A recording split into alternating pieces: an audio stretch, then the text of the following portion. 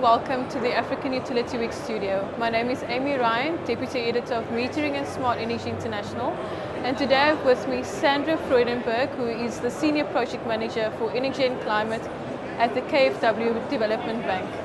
Sandra, thank you for joining us. Thank you for inviting me. Do you want to start off by telling us who KfW Development Bank is and what its role is? Yeah, thank you. So basically KfW Development Bank is one arm of a group of banks focusing on developing countries, and as such we have a public mandate and we support our partners in implementing their national development plans. We are working on behalf of the German government, so whatever we are doing needs that approval.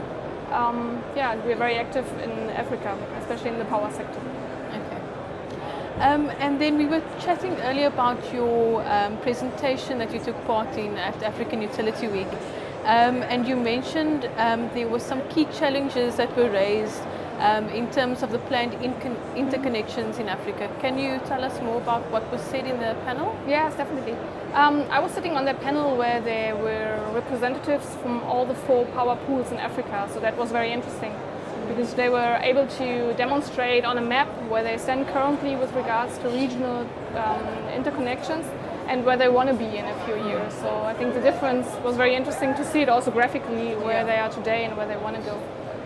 Effectively, we didn't talk about details of specific lines, where are they hanging and where are the problems, but there are 2 major things that I took away. And the first thing is that the agreements between governments and the commitments of the specific utilities in the region sometimes need to be renewed, because a business case that made sense half a year ago or a year ago doesn't necessarily need to make sense now. So that was the one message. And the second one is that most of the power pools are now also actively supporting their governments and looking for funding for these specific lines. So that's where then the call for funding to the development finance institutions gets loud again, which is, I think, a natural thing. So that was also, I think, one of the major outcomes yesterday. Okay. What have you found to be some of the main conversation points around cross-border networks? Yeah, I mean, as I said just now, I think it's natural that the first thing that people then ask for is funding for specific regional lines. And I mean, that's also normal because we as development finance institutions are those who are, I think, in the first row of then supporting some of these lines. And this is true because, of course, the investment cost for such regional transmission lines is quite high. It's also not very likely that the commercial banks would have a lot of appetite for some of these lines, given the long time it takes to bring them up to speed and also some of the commercial issues around these lines. So the call for funding, of course, it's being loud all the time. We talk about regional transmission now. We as KfW, like on behalf of our government, like many others, have indicated a lot of interest in funding lines. So we believe that funding is not the only major issue, but the commitment of governments that I mentioned earlier and also of specific utilities and really pushing the lines forward to financial close is needed. And we discussed it yesterday with the representatives of the power pool. That can be addressed in many different ways, but we personally believe that the business case for specific lines need to make sense for the utilities and the governments, and then they will go ahead. So if trading power between countries makes sense, then governments will pursue such a line. So for us as KfW, we believe that there's a lot of funding, there's a lot of expertise that we specifically bring into the preparation of selected lines. Okay. But governments and utilities, I think, need to also think about renewing their commitments and of bringing both capacities, financial but also personal capacities, to the table to push these lines to financial close. And then what is the ultimate vision in terms of power connections or power interconnections rather in Africa? Yeah, I mean, the ultimate vision would be a completely interconnected Africa where countries can rely on one another, where there's trust, where there's a mutual understanding of how power trade can be of benefit for all the governments. Ultimately with the target of really electrifying the gap of people in Africa that is still no access to electricity. Because that's at least where we as development institution come from, the 600 million people on the continent that are not yet part of being electrified. That's a moral issue for Africa, but that's also a huge growth challenge for the continent. So that's where we come from. So the ultimate target is that We have the connections. Africa is completely interconnected, and the people have access.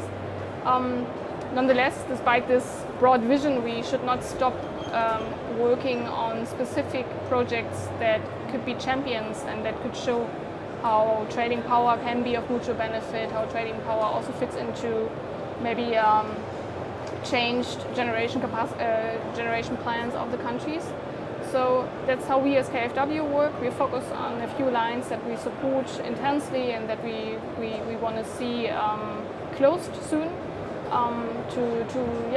to form a small puzzle piece of the overall big picture in Africa. Okay.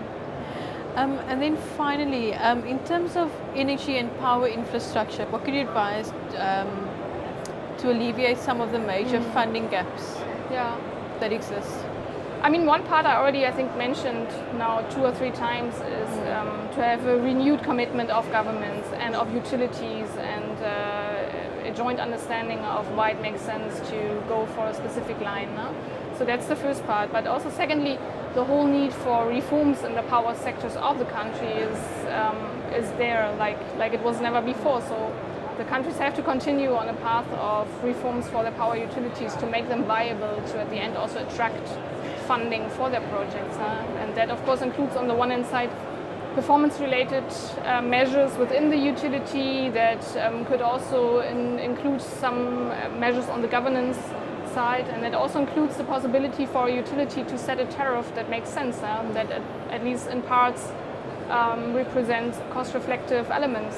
And I think that's something where we see that being active in many African countries, we see that there are still some governments and countries suffering, from purely underfinanced power sector, and where a lot of work has to be done in the countries.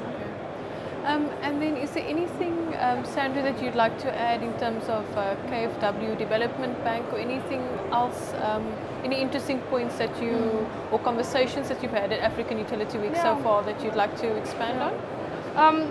There's maybe one thing, what came out clear yesterday was that all the projects that are currently on the list that are waiting for funding or that shall be implemented, they all have been planned for a long time, and they somehow come from a long-term generation planning of governments. And I think that makes sense, but nonetheless the reality is also kicking in Africa, and I think some of the governments are also surprised by other dynamics in their power sectors and by smaller players in the small-scale embedded generation space, in the municipal space that come in.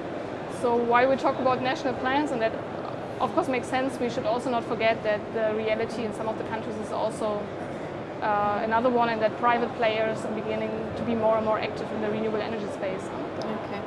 Thanks, Sandra. Thank you so much for joining us today. Unfortunately, that's all we have time for this afternoon. Thank you for watching. This is Amy Ryan coming to you from the African Utility Week studio. Thank you.